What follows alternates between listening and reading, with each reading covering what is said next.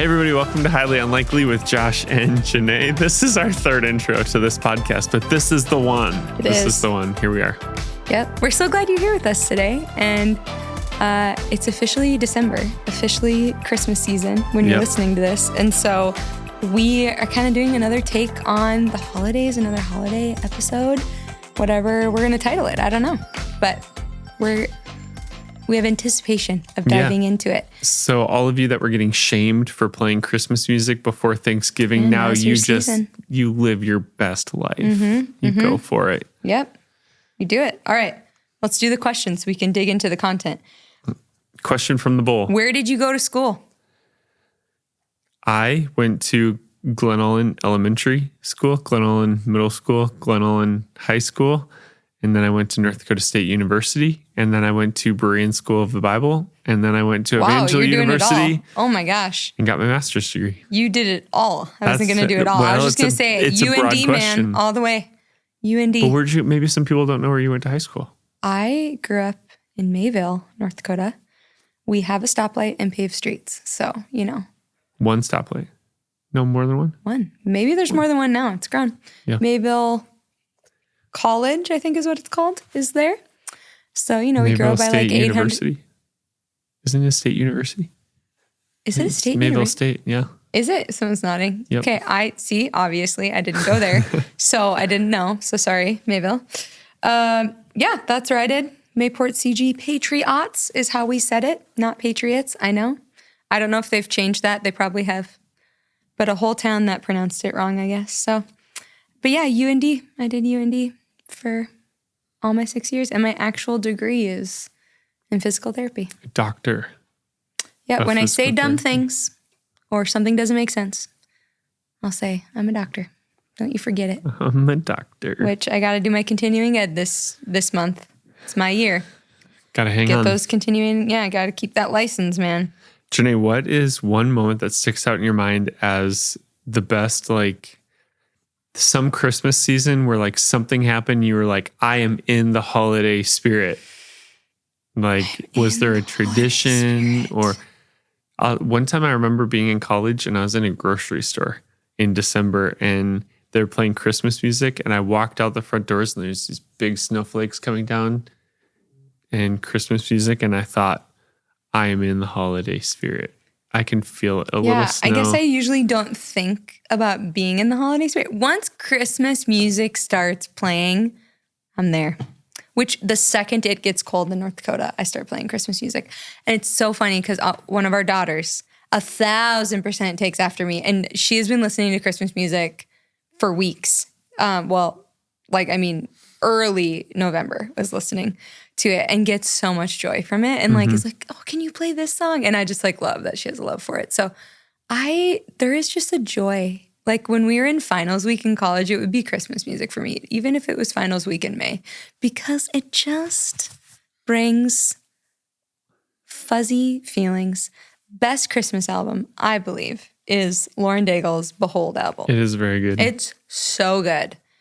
That's more of like the fire's burning, like there's a nice meal on the table, like the lights are dim. Yeah, Christmas ambiance, music. like lighting, that's like a soft light, like lamp lighting, not, fluorescent overhead lighting and twinkly lights. I loved having one of our children was born on the 21st of December. That was not a Christmas spirit moment. It was fun, but 3 days after giving birth for Josh to go do like 7 services. And I was like, I'll be fine. And then the day it came for him to leave and go to services. It's not fine. And I was like, I'm not okay.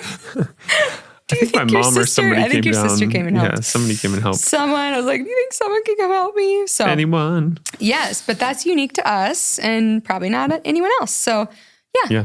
I think just in general that like our kids already want to, what's the date today? We're like at the end of November, but our kids already want to put the tree up like tonight. So. Yeah, we got to do it. Yeah. We're going to kind of unashamedly talk about getting in the Christmas spirit, specifically for those of you who attend Evangel and are here in Bismarck, which I think is majority of the people who listen. And the whole purpose of this podcast was particularly for our church family. And so some of this will pertain to most of you or all of you or some of you. We're actually just talking to some of our staff team who was here in the room about how when you're on staff at Evangel, Christmas and so much of December, there's so many services. I think I said this on the last like podcast 60. probably, but I think there's like 60 services. And so it's just like boom, boom, boom. Through the month of December. Yeah. So even all the way up to, I think we have 11, 12, 13 services just on Christmas Eve across all our campuses. Yeah, across our campuses. And so you're literally like running. And then all of a sudden it's like Christmas Eve, silent night, and you go into Christmas Day, where I know also for people who are working full-time jobs outside of the church, sometimes it can be like you got that full week of work depending on when Christmas is.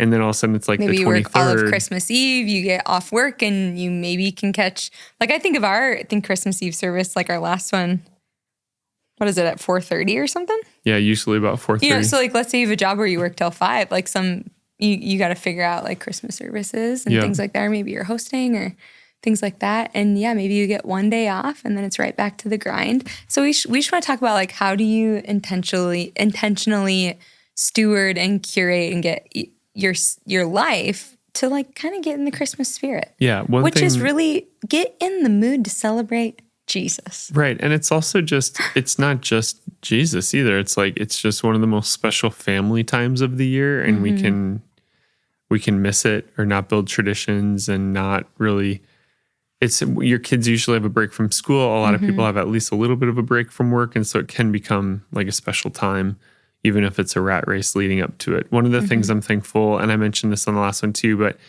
that you did last year was you did like a little Advent calendar. Yeah. And it just got us all thinking about the season and having like gratitude for what Christ has done and thinking about being unselfish. Yeah, and I'm currently curating it, looking at our calendar and doing the dates to coincide, and because I have to have it done and printed and up by obviously December 1st. But which I think is kind of the whole point of like even Advent celebration is it leads you in, It's turned into a very consumer driven, like an Advent calendar with like a treat of chocolate that I want. Yeah. And that's where I said to Josh, I want to fight such a selfish attitude in our family and really be intentional to shift the focus out of what we want and out of what's on our list. And like, if we got nothing, we're fine. We'll be more than fine. Yeah. And it was so fun. I haven't even told you this, but Josh had a meeting this week and I was just home with the kids. And they send the Amazon Prime mailer and like the Target mailer, and it was mainly prompted by one of our kids. And I'm very proud of them for doing this. But they were looking at the catalog and they're like, they were thinking of who they could get the gifts for. It wasn't about them. It was like, I would like to get this. And they named a cousin. And I mean, I was like, oh, these are all probably way out of budget of what we have for like what we normally spend, but maybe we'll do it. Maybe we'll be like, let's be extravagantly generous and say, yes, let's do that, because I bet they would love it for themselves. But they were really leading their siblings in like, let's think of what we can get for our friends. Let's think of what we can get for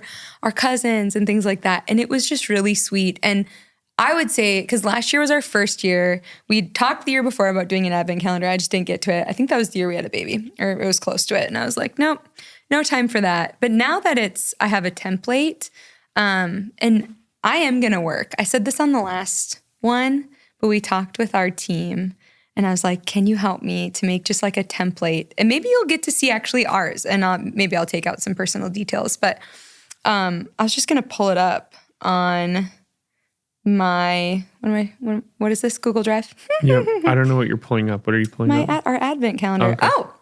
So you guys are going to be listening to this on the 9th.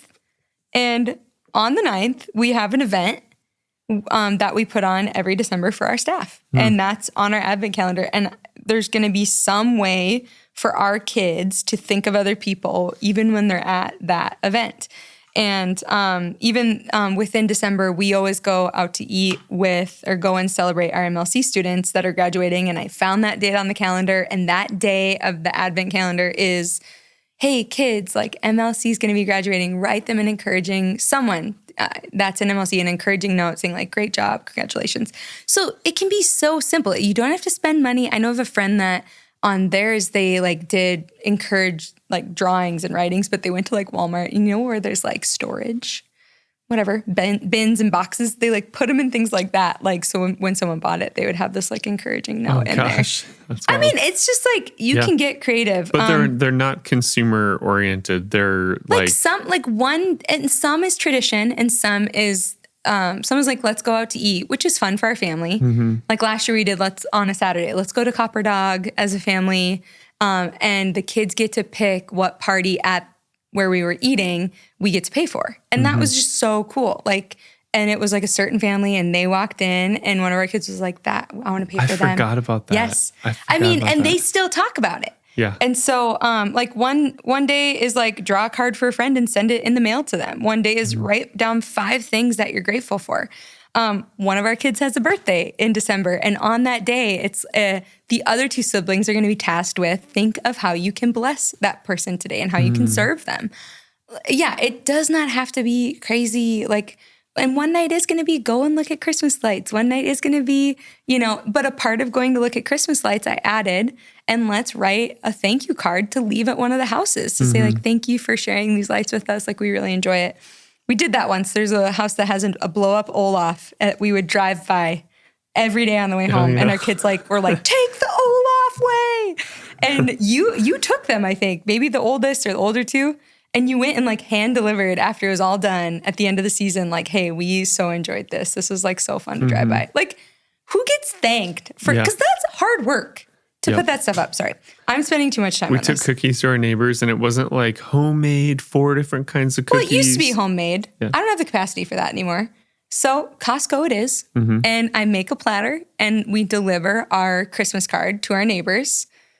We walk through the snow and, maybe pull a kid in a sled and and say hi to everybody. That's the stuff I think that builds. That's the spirit of it. Like, and in the spreading cheer. Our December is the busiest month. Like Josh said, we have 60 services. And I think for most people, maybe it's end of year goals you have at your job. Maybe, I don't know. It's just, there are like staff Christmas parties and there's things to remember for school and the special dress up days. And I don't know why they add that on. I'm so sorry. Like schools, I'm like, please don't do that. Choose a random non-busy week. But there is so much fullness in this season that you could easily not do this stuff. Easily. And that's where we will beat the drum of its intentionality. And even, it's December 9th. You can do the next however many days leading up to Christmas, or maybe you can fit in a couple or just do Fridays or whatever. Right. So I probably spent too much time on that. But no, I think it's good. And it's like, it's just one of the ways to slow down and try to anticipate and enjoy the process. And that's really like the thought I wanted to give people is even if we're on December 9th, like just figure out how over the next 2 weeks to slow down. Somebody was talking about how when kids are in school, they're doing Christmas crafts leading up to Christmas. They maybe have a few days off. There's Christmas concerts. Like they're thinking about it. They're thinking about it. They're anticipating it. They're enjoying it. And so come on, adults, like have a little holiday spirit. And I think too, it's different. I mean, I was like, nobody carols anymore. Like, before Christmas, you don't, I feel like there's just little things that people used to do even leading up to Christmas. That's so true. Have kind of become lost. Yeah, get some friends together and go caroling. And if someone's not there, then do it for their doorbell camera. They'll still see it. Yeah. Which is so fun. We actually this is not related, but and I honestly like one of the things that I love the most about you is how intentional you are. I've told you that since I met you. Yeah. And even for Halloween this year, we made an arrangement with our kids where we weren't going to run around the neighborhood to everybody's houses. Well, fun fact is we're a dye-free family for the most part.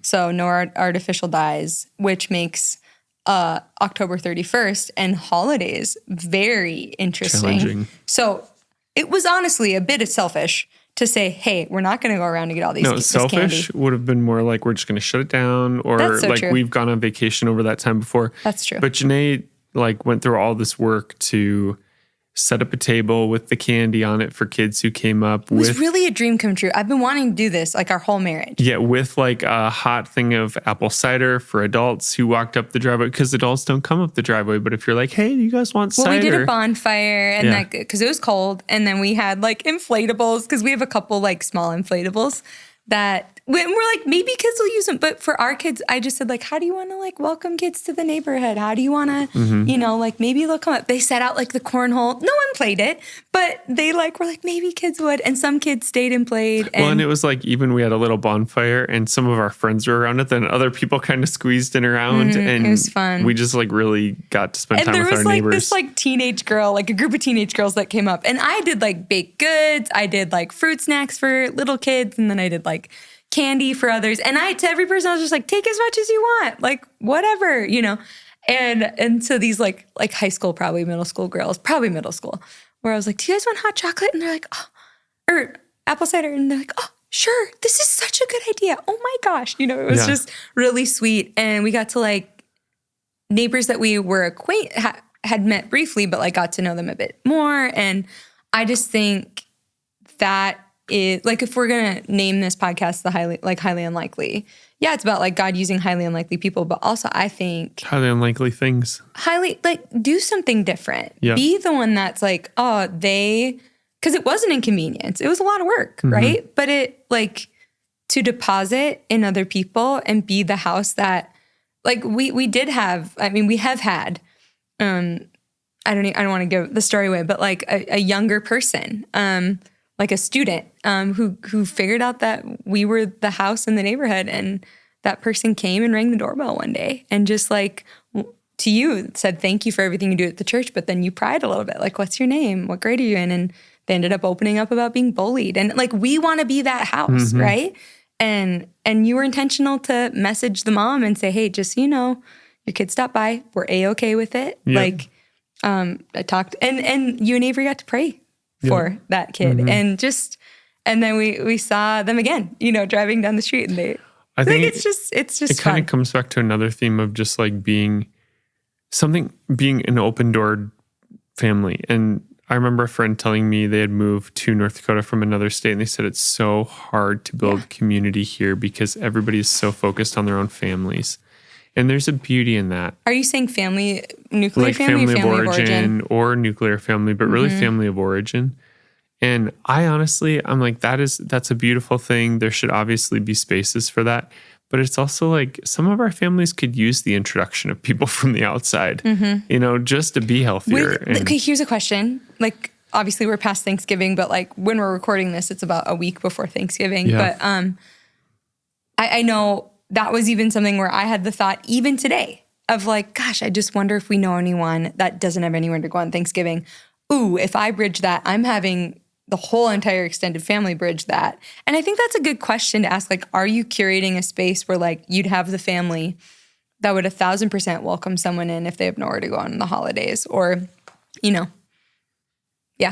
So I know it's complex. I know it's hard for people to think about because it's such a special family time, but I think when you encounter people who maybe don't have plans or don't have family, and you kind of think about what their experience is, that's the art of empathy, right? I was in a conversation with somebody yesterday, and I kind of felt nervous in the conversation, not knowing what to say. It was kind of emotional. They were sharing something they were walking through, and I had to stop myself again and just say, if I was this person, how would I want Josh to listen to them? Yeah. And I started listening to hear them rather than like, what should I do? How do I feel about what they're saying or whatever? And I think just that approach in life generally, saying, what about the experience of the people around me? So true. Is so important. Okay, I'm going to shift us. We're going to talk a little specifics of if we're talking like how to get in the like holiday or Christmas spirit. Well, so our church tries to help facilitate this in a lot of ways. Yeah. Is that where you're going? Yeah, in general, it's a great witnessing opportunity, the holiday season, because like, even if someone doesn't devoutly submit their life to Jesus and follow him, I bet they buy gifts for their family on Christmas, more than not. And it's a perfect opportunity to invite someone to church. And specifically at Evangel, we're doing at the movies. So we just kicked off the first one yesterday, which would be December 8th. Yep. And we're doing December 8th, 15th, and 22nd. It was so good. It was incredible. So yeah. See, we're just sharing the facts of Josh is joking because we are, as we've said, It hasn't actually happened for us yet. But it will. What movie are we doing the first week? You can say it. I can't remember. Oh. I haven't written it yet. We have the movies picked though, right? Yes. I mean, they're all you just cut don't and know stuff. what order? I just can't remember which one is first. What order? Do you guys know which one's first? I don't want to give away the wrong one. Yeah, so okay. Well, it was a good one. There's like 2 fun movies and a meaningful movie. Yes, now I'm excited about the movies. So if you don't know what the movies are, it's a sermon. Like there's worship, sermon like Josh normally does, except he uses movie clips and he pulls biblical truths out of the illustration of a movie clip and really beautifully leads people to the gospel and to Jesus through this. And so really fun way. But we kind of call them modern day parables in some ways. Well, like if Jesus primarily taught through parables and stories, we're not saying that maybe that the movie is a Christian movie. No. I mean, maybe one is, but the movies have resonated in culture and there's meaning and value that people see in it, not just humor that mirrors biblical principle and value. Well, yeah, it's more pulling the story out of it. Yep. So at the movies, for those 3 weeks, we are adding a service option. In Bismarck. Service times are changing. If you showed up yesterday on the 8th, you probably found out. You either came really early. I think you only would show up early for not late. So 8 o'clock, 9:30, 11 a.m., and 12:30. So if you attend the 12:30 service, nothing's changing for you. You're right. Just keep on coming. Keep coming. And Dickinson also is adding a 12:30. Sorry, I was talking Bismarck. Dickinson is. Oh, that's not updated on the website yet. Well, maybe it's not announced yet, but it's going to be before this podcast comes more out. Than likely, Dickinson's going to have 4 just at the movies. Is that what you're saying? Is 9, 10:45, and 12:30? Yep. Okay, cool. Our Garrison campus has a 9 a.m. and 10:45, and then online will be the middle 2 services. But inviting people in, not just your home, into your church, into your spiritual life. Yeah, to experience. That's the whole goal, is that people would taste and see who Jesus is, and come to into knowing relationship with him. We also have a beautiful opportunity to serve at City Reach. Yep.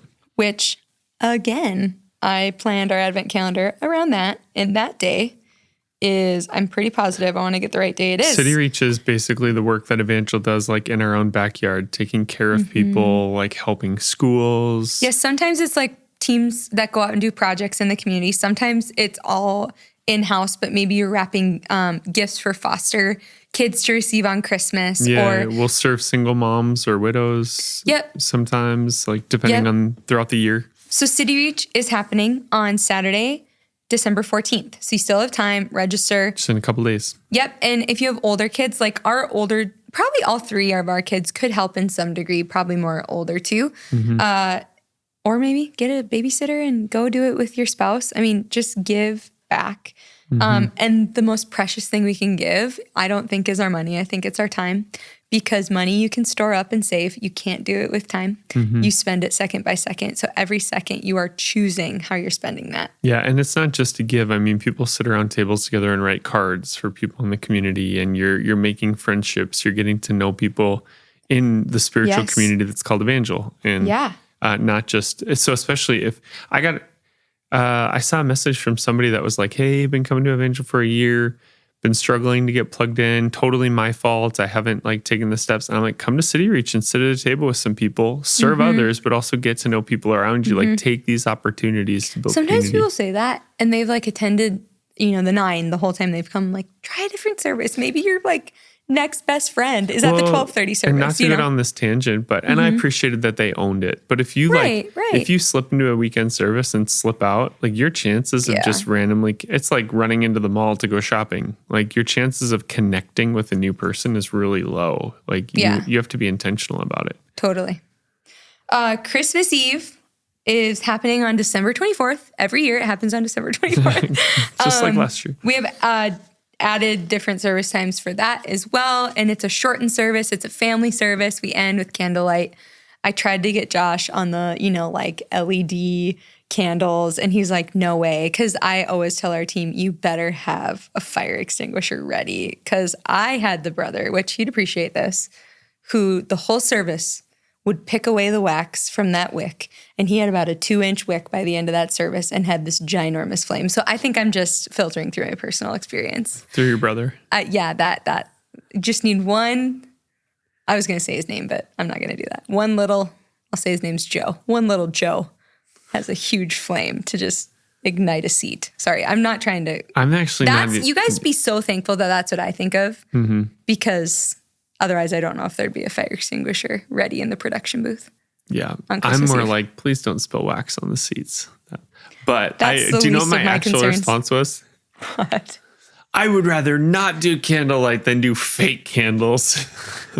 I'm like, let those kids wave them all around. We might have fake ones for the kids, like wee little kids, so they can actually have one. Like, I'd give Berkeley that. I would not give her a real flame. Yeah. No way. Berkeley's our 3-year-old. And for every 14 to 17-year-old boy, they're going to get fake candles too.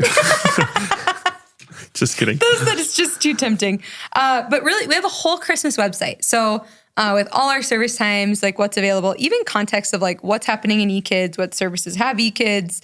And our team has a really great FAQ section. So like if you're bringing a friend and they want to like ask some questions or see like how long are services, what am I going to expect? I'm really proud of our team. I think I've seen just other churches where it's fine, it's not wrong, but they're like, we're not going to give you a ton of information. Like either just come or don't. And our team tries really hard to give a lot of context and information and answer questions beforehand. And so love them for that. But right. Bismarck, Christmas Eve, 9 o'clock, 10:30, 12 o'clock, 1:30, 3 o'clock, 4:30. Dickinson campus, 1:30, 3 o'clock, and 4:30. As of now, we opened our Dickinson campus. I don't even think we've talked about that. We opened officially at our permanent location. On November 3rd. What? On November 3rd. Okay, I couldn't remember the date. And there's just way more people than we thought. And so we're already to this point of like, oh my, how many services do we need? Yeah, so we are literally just in the throes of adding services and figuring out, seeing if we have enough dream teamers to accommodate all the people that are coming at multiple campuses, which is great. And Christmas Eve, if you're a part of the online campus, service is at 10:30 a.m. only. So would love to have you. Christmas Eve is so special at Evangel. It's like it is so special. There was 1 year. I think you've only missed one Christmas Eve in 12 years here. I was sick, right? You were puking. Yeah. Like literally, Josh has been sick before and persevered. The things he's persevered through for preaching, it's such an interesting job. Like I always think when people are like, what do you do? It's like, can you imagine a job that every 7 days you have to give a presentation to thousands of people? Can you even, and it's only really you. There are others, but if last minute you're like throwing up, it's pretty hard to be like, all right, let's just punt it to the next person, know? So the hardest part is actually, it's not like preaching 3 times on a Sunday. It's waking up Monday and going, I got to start that process all over again. Right. Yeah. Right over again. So true. Josh just said that, fun fact about Josh, he's an introvert. So Sundays actually take a lot out of him in regards to like, it's a lot of people, it's a lot of socialization. And then what does the study show? That preaching one message, one like 40-minute message is equivalent to the energy exerted for an 8-hour workday. And he does that 3 times on a Sunday. And I used to be really good at it. And now I'm like, I'm getting older. This is hard. Well, you've been doing it, like 12, 13, 14 years. But I have a friend who always messages me on Sunday afternoon. They just started their 3rd service. And he's like, I'm tired. I'm like, I know. Well, but you finally started taking your Monday mornings off, which I'm like so proud of you for that, because he like took a really long nap this past Sunday afternoon. And he apologized to me later because there's like things to do, and I'm like, it's okay. And then you came in later that night at like 8 o'clock, and I was laying in bed under my weighted blanket though, and I was like, here I am again. Yeah, you're like, how many hours have I been in this position? But I think the next morning or that night, I can't remember, you said, wow, preaching just takes more out of me at 38 than it did at 28. And I'm like, yeah, I think that's okay. Sorry, that was a random tangent. We weren't trying to go there, but I do 6 Christmas Eve services and I love Christmas Eve. It's so special. We never want to miss it because there's people that you're only going to see on Christmas Eve because they come to travel to see family. It is just so fun. It's like the whole family gets together. It is. It's so fun. So beautiful.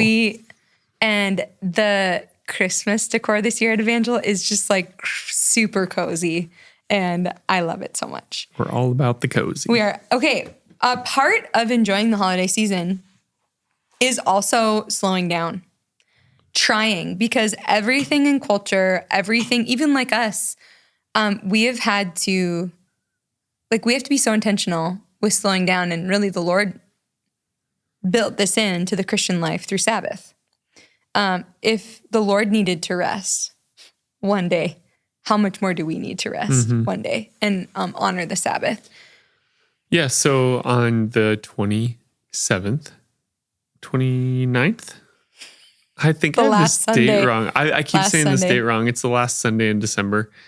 I'll pull it up. We don't have any services that 29th. day. The 29th. Nothing online, nothing in any of our campuses. We're taking a Sabbath Sunday is what we're calling it. So there's a practical reason and there's a spiritual reason. Mm-hmm. The practical reason is the Sunday before is like the 22nd, which is leading right into Christmas. And we'll do services across all our campuses. There'll be a whole bunch of people. 2 days later, we'll do 6 services in Bismarck, 3 or 4 in Dickinson. Well, it's Christmas Eve. For Christmas Eve, so just a ton of services 2 days later, which is actually the day when most of our worship team practice for the next Sunday. But then Tuesday night is when our worship team rehearses for the following Sunday. Wednesday is Christmas Day. So the practical reason is to try to rally dream teamers and our church around another set of weekend services. Well, the reality with any church is that there's a small percentage of the church body that does 80% of the heavy lifting. And I would say the serving. And so, for those however many percentage of people. How honest can I be? I mean, be honest. I told our board, I was like, hey, if you get any questions about why we're not having church, like your first response can be, we're not having service. Why we're not having services. Churches. You are the church. Yeah. Service is over. Church is not. Church is not. But just tell people like how many services we're doing. And if that doesn't convince them, tell them how hard it would be to rally our worship team and any dream teamers for that next weekend. And if that doesn't work and they're mad about it, then ask them how many services they served at in December. And the chances are not funny. many. That's what you said, because that's what I would have said. Dream teamers always get it. Like they do. They're like, yeah, it's a heavy push. It is a lot. So that's the practical reason. It's very practical, but there's also a spiritual reason, and that's that rest is biblical. And doing services every 7 days can become just another thing that you do. Yeah. And that you have to do. And we can go beyond scripture in like how we gather. That could be that I attend and consume, or for us, it's like the actual doing part of it. And we were in a discussion with team about this, and I said, well, I mean, it's not that we're not going to be reading our Bibles on that day, right? Like we should all still be abiding. You actually could take the time you start getting ready for service from the time to the time you would normally get home, dedicate that entire time to being in the Word and in prayer. Mm-hmm. How amazing would that be? Well, I think sometimes looking forward to it. We get dependent on things in the church that were meant to be supplemental, but were never meant to be dependent. So even like when we do at the movies, it's like, well, we can't put it on Facebook and we can't put it on YouTube. It's like, it's okay. People can come to the building. You know, there's still a way to watch online. There is, yeah. But we can't do as much online as we normally do. And due to copyright reasons, just so you know. And I'm like, well, online should ultimately be supplemental. It should not be primary. I know there's some people in extenuating circumstances, and we try to accommodate them. Like if you like you're saying, if you live in Bismarck or you're close to a campus, the goal would be that you're going. Yeah, and there are people who are sick or are shut in, or there's different reasons. In a very isolated space or place, 1,000%, and that is their campus. For people that do it out of convenience, it's like it's okay to remind people that this should be supplemental and not primary. It's the same way with I don't know what you're trying to say. I don't know what my point was, but what is supposed to be supplemental that we make? Well, even so, weekend like services, we can become thinking all our discipleship happens on a Sunday in a 1 hour church service. But really, that is even like it's vital to the body, but in your personal walk with the Lord, it's supplemental to your daily walk with Jesus. Yes. And so I know that offends some people because they're so used to religious services and going to church, but that is the public gathering is secondary to the private ministry and the private devotion. And just the body being the church. Yeah. The body is the body outside of the building. Yes. Not only when we gather in. That's so true. Yeah. Which we're going to talk about. And I wish we would have talked about it prior to this podcast, but I told Josh I want to really challenge our entire church to, hey, where are we going to be at in the Word on this Sabbath Sunday? Because all of us are going to be in the Word because we're believers and we're followers of Jesus Christ. And if you need a preacher to feed you the Word, you're an infant. You're a spiritual infant. And there's some of you that are there right now. We're not condemning you. You very much need people to lead you to water. Yeah, if you are new to the Lord, you're in the phases of where Scripture says you're on the milk, and that's okay. You need a connect group leader. You need a pastor. You've known Jesus more than a year. I mean, Scripture would back up to say that we got to be moving to the meat and not only be on the milk. So, yeah, that's our heart behind that. And it's like when your baby fights you for baby food, even though you know they can eat the solid food. You're like, no, you got to be weaned. It's different. I don't like the texture. Yeah. Well, but it's still good and nourishing, and it's actually what you should be moving towards developmentally. So not much different with the Lord, but we're excited for that. It's the first time implementing that. We have many friends in ministry that have implemented a Sabbath Sunday once a year, every year. So yeah, we're excited to see what the Lord, I hope the Lord even teaches and reinforces his biblical principles of rest and Sabbath into the heart of our people. And just in your walk of sanctification with the Lord, you know. But we do need to decide where we're going to be at in the Word as of church. I think that's crazy powerful to know that we're all going to be at least reading the same chapter. Maybe we're saying, hey, we're going to read a whole book. There's some short books. Yeah. Jenaye, what are you most excited about this Christmas season? Oh, my. What are you looking forward to? What am I? I am looking forward to time with my kids, if I'm being really serious, because I save my vacation to use it. If they're out of school, then I am out of work, so I can spend the whole Christmas break with them. And I have a friend who did the same, and we're gonna kind of make our little what should we do on all of Christmas break and fun activities. So just quality time with them. Really excited about. How about you? I'm excited on a church level. I just love the opportunity to gather people together and to reach a lot of people. And when, I've already said about Christmas Eve, on a personal level, I'm excited for the downtime and time with family. And I'm excited. We're talking about doing gifts in a different way in our home this year. In how we bless each other. And I'm actually kind of excited about that and what that's going to look like. So, yeah. And trying to even just help the kids. We've never taught our kids really about Santa Claus, but we do talk to them about being. Well, we're the parents. Our kids know what is real and what is not real. Well, not 100%. I mean, we just got Berkeley. We used the Passy Ferry to get all our kids off of pacifiers. 1,000%. Yeah, the only ferry we don't really even do the tooth fairy, but we invented the Passy Ferry. You guys, so Lily has had 2 teeth under her pillow for 3.5 weeks. And yeah, we just keep saying, oh my gosh, sorry, the tooth fairy's on vacation. I shouldn't have admitted that. She has really bad management. But my parents, every time that they see Lily, they're like, has that tooth fairy come yet? This last time she goes, no. And then they kind of look at me and I'm like, I told Josh, I was like, I ain't doing it. I said, if you're gonna make that magic, then you're doing it. I'm not doing it. And our oldest never did it. We just never did it. But the Passy, that's different.